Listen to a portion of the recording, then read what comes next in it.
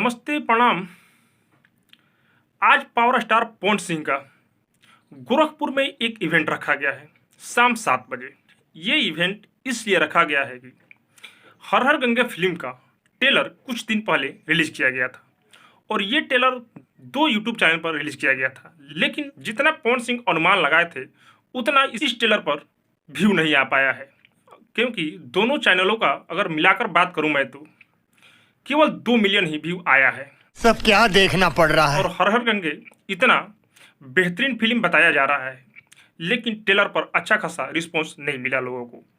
इसीलिए power star पवन भैया का कहना यह है कि आज गोरखपुर में एक इवेंट रखते हैं और उस इवेंट में हर हर गंगे फिल्म का प्रमोशन करेंगे। और वहीं एक गाना भी आज रिलीज किया गया है हर हर गंगे फिल्म का, जिस गाने का नाम है झमकावाला से।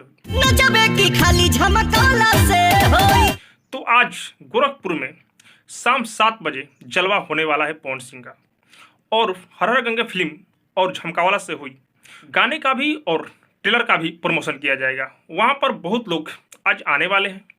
इस फिल्म का डायरेक्टर, एक्टर और जितना भी इस फिल्म में लोग हैं, सभी लोग आज गोरखपुर में आने वाले हैं और शाम को पावर स्टार पवन भैया का जलवा देखने को मिलेगा।